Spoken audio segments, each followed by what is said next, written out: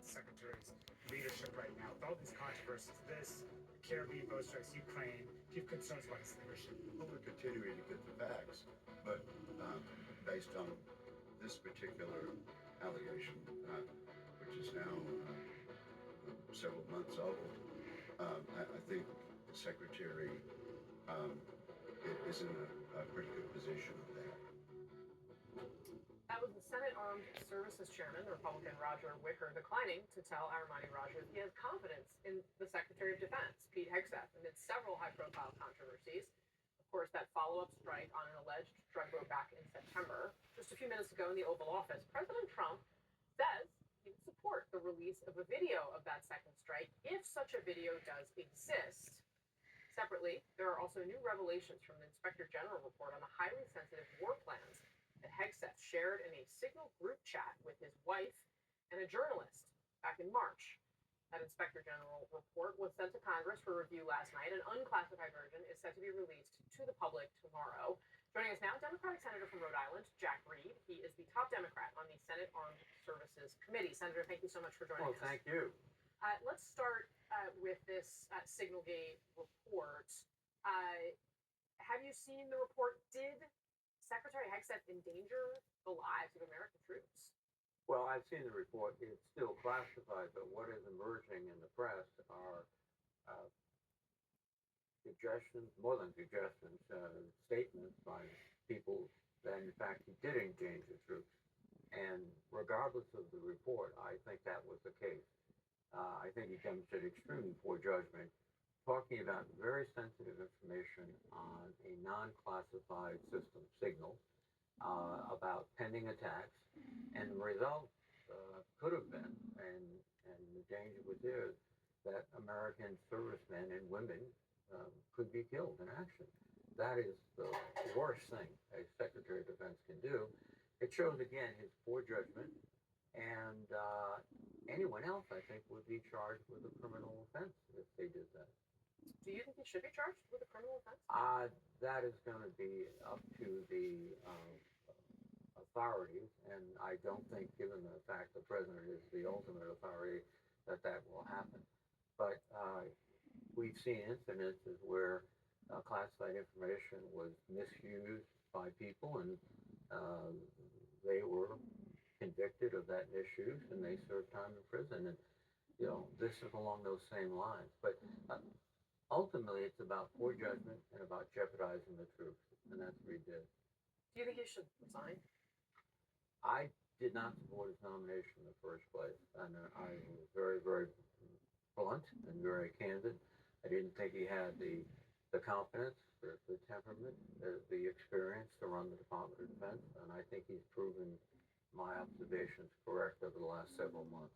You think he's reckless with the lives of our service members? I think so. I think he has a sense that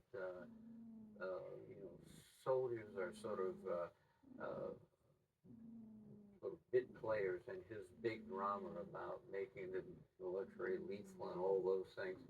And what he forgets is that the American soldier is always represented first, defense of the Constitution, not individuals. Second, to conduct themselves in a way that follows the law of war and appropriately so. And we do that for self-interest, because if we don't respect the law, how can we expect opponents of ours to treat our prisoners or wounded or those that are no longer hostile? How do we treat them fairly and according to the law? So speaking of the law of war, there of course has been so much focus on this second strike that reportedly killed survivors of a previous strike on an alleged drug boat. Both Hegseth, the defense secretary, and the president have talked about Admiral Bradley as the man who was giving and having his men execute these orders. Do you on the Armed Services Committee expect to hear from Admiral Bradley? Yes, we do. Hopefully very shortly, perhaps even tomorrow. And we have obviously a long list of questions about what exactly happened. We have been requesting on a bipartisan basis, and I must commend Chairman Wicker because he recognizes the necessity to get this information so we can do our jobs. But we've requested for months information about the execution orders, about the operating techniques, what exactly happened, the release of the full videos detailing all the events, not just selected snippets of the activities. And they've refused. And in many cases, they're refusing to give us information that by law we are entitled to. So the president just seemed to say that if the video exists, he'll put it out. You're saying you've asked for it, they won't give it to you. We've asked repeatedly for it. They won't give it to us. Maybe at this point they feel they have to. But I think, again, if this video showed an operation that exonerated their position, it would have been out in minutes, and they would have, attacked the media for fraudulent stories, etc., and showed the video. Holding it suggests to me, and we'll see, that there's something on there they don't want the public to see and the Congress to see. If this did happen, this second strike, who should be held accountable, and what should the consequences be? Well, the Secretary Hegstetter said from the very beginning that he was in charge of these strikes. He was directing them. He was taking great pride, saying that's the president about the effectiveness and about how the lethality of the strikes, etc. The operational commander was Admiral Bradley. But when you get to a situation like this, there's a duty to, as my colleagues like Mark Kelly and Senator Slotkin have said, not to follow illegal orders.